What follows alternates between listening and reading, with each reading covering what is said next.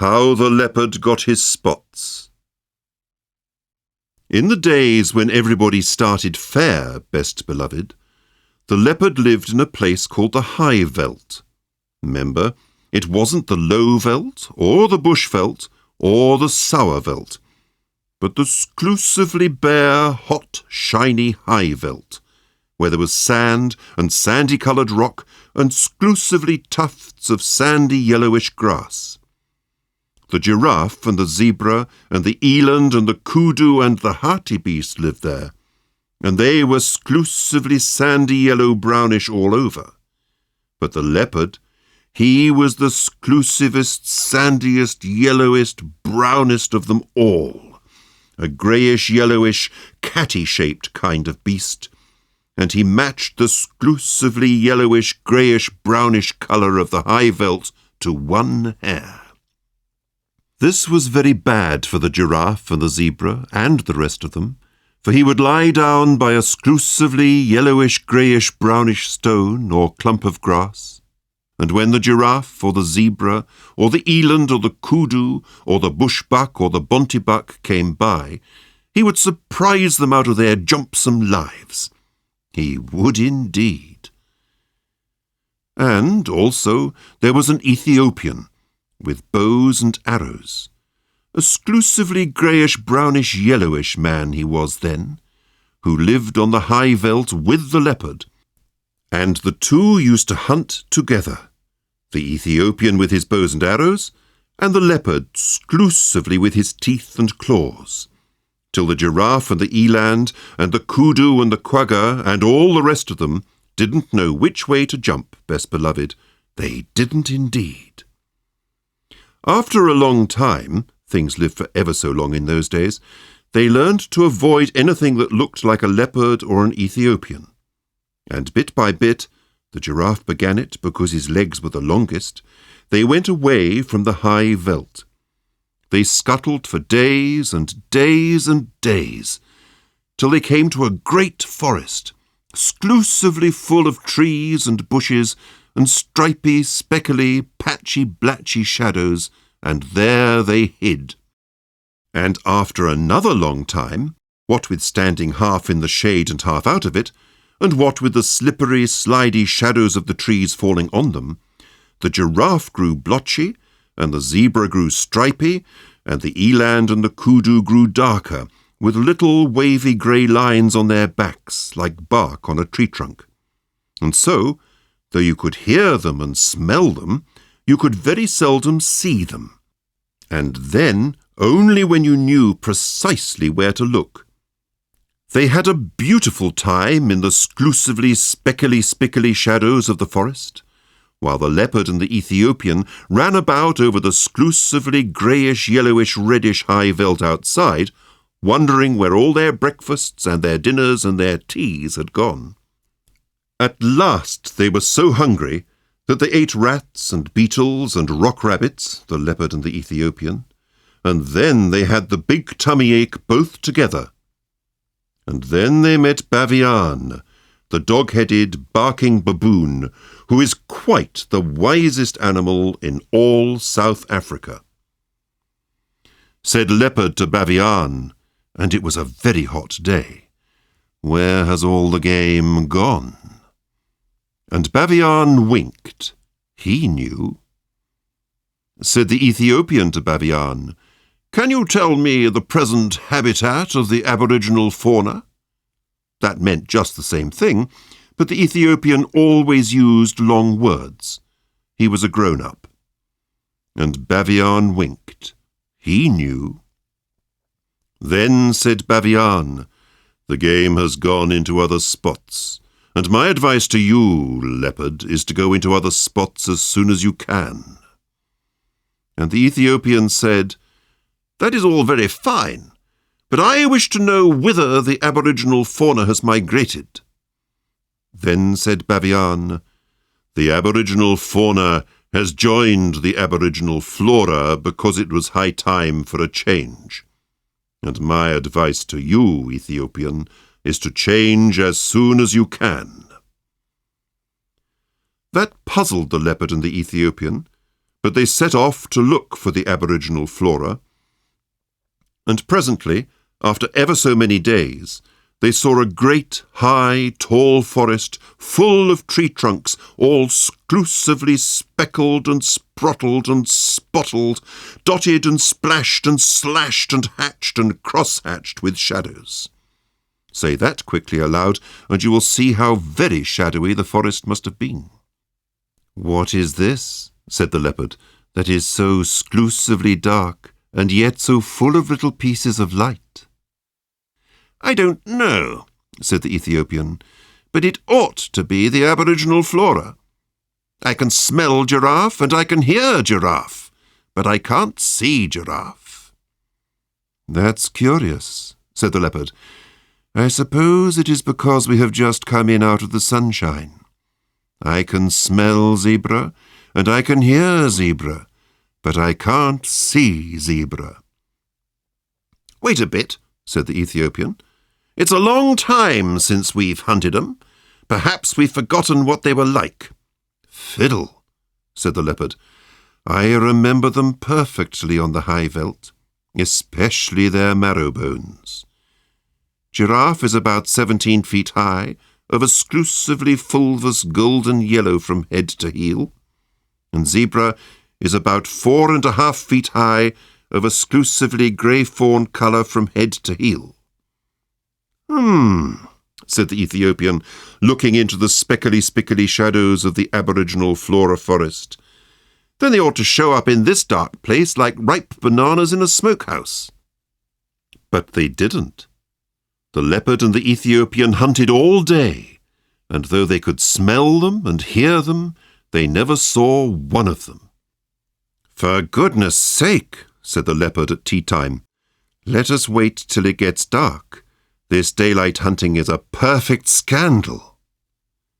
So they waited till dark, and then the leopard heard something breathing sniffily in the starlight that fell all stripy through the branches. And he jumped at the noise, and it smelt like zebra, and it felt like zebra, and when he knocked it down, it kicked like zebra. But he couldn't see it. So he said, "Be quiet, O you person without any form. I'm going to sit on your head till morning, because there is something about you that I don't understand." Presently he heard a grunt and a crash and a scramble, and the Ethiopian called out, "I've caught a thing that I can't see. It smells like giraffe, and it kicks like giraffe, but it hasn't any form." "Don't you trust it," said the leopard. "Sit on its head till the morning, same as me. They haven't any form, any of 'em." So they sat down on them hard till bright morning time. And then Leopard said, "What have you at your end of the table, brother?" The Ethiopian scratched his head and said, "It ought to be exclusively a rich fulvous orange tawny from head to heel, and it ought to be giraffe, but it is covered all over with chestnut blotches. What have you at your end of the table, brother?" And the leopard scratched his head and said, "It ought to be exclusively a delicate greyish fawn, and it ought to be zebra, but it is covered all over with black and purple stripes. What in the world have you been doing to yourself, zebra? Don't you know that if you were on the high veldt I could see you 10 miles off? You haven't any form." "Yes," said the zebra, "but this isn't the high veldt, can't you see?" "I can now," said the leopard, "but I couldn't all yesterday. How is it done?" "Let us up," said the zebra, "and we will show you." They let the zebra and the giraffe get up, and Zebra moved away to some little thorn bushes where the sunlight fell all stripy, and Giraffe moved off to some tallish trees where the shadows fell all blotchy. "Now watch," said the zebra and the giraffe.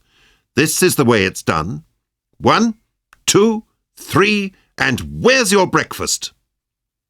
Leopard stared, and Ethiopian stared, but all they could see were stripy shadows and blotched shadows in the forest, but never a sign of zebra and giraffe. They had just walked off and hidden themselves in the shadowy forest. "Hi, hi," said the Ethiopian. "That's a trick worth learning. Take a lesson by it, Leopard. You show up in this dark place like a bar of soap in a coal scuttle." "Ho, ho," said the Leopard. "Would it surprise you very much to know that you show up in this dark place like a mustard plaster on a sack of coals?" "Well, calling names won't catch dinner," said the Ethiopian. "The long and the little of it is that we don't match our backgrounds. I'm going to take Baviane's advice.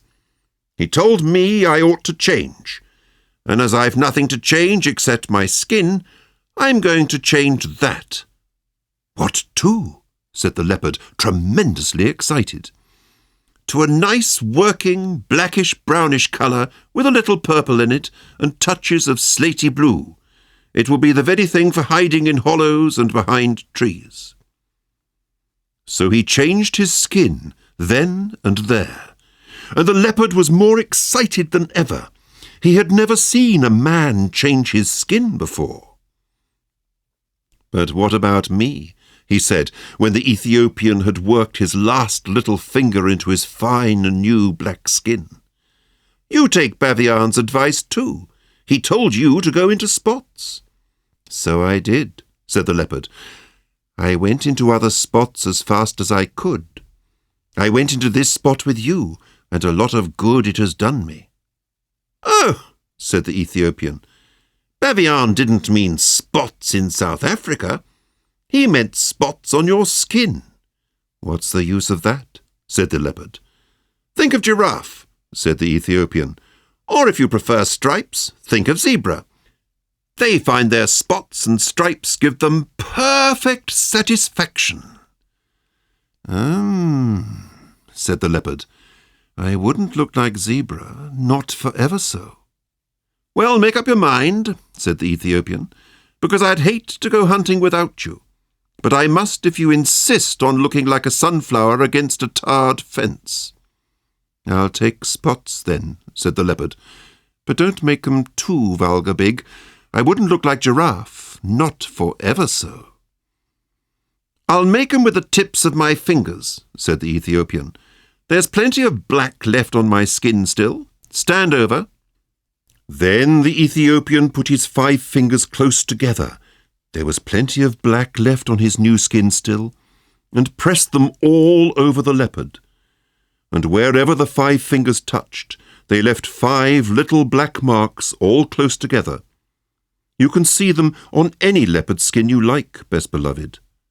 Sometimes the fingers slipped and the marks got a little blurred. But if you look closely at any leopard now, you will see that there are always 5 spots off 5 fat black fingertips.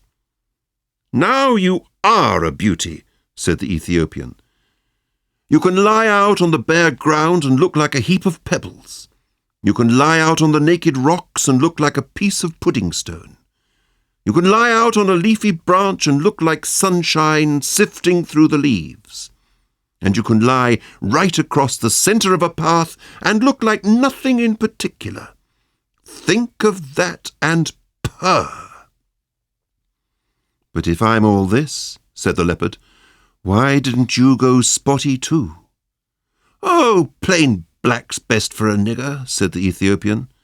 "Now come along and we'll see if we can't get even with Mr. 123, where's your breakfast?" So they went away and lived happily ever afterward, best beloved. That is all. Oh, now and then you will hear grown-ups say, "Can the Ethiopian change his skin or the leopard his spots?" I don't think even grown-ups would keep on saying such a silly thing if the leopard and the Ethiopian hadn't done it once. Do you? But they will never do it again, best beloved. They are quite contented as they are.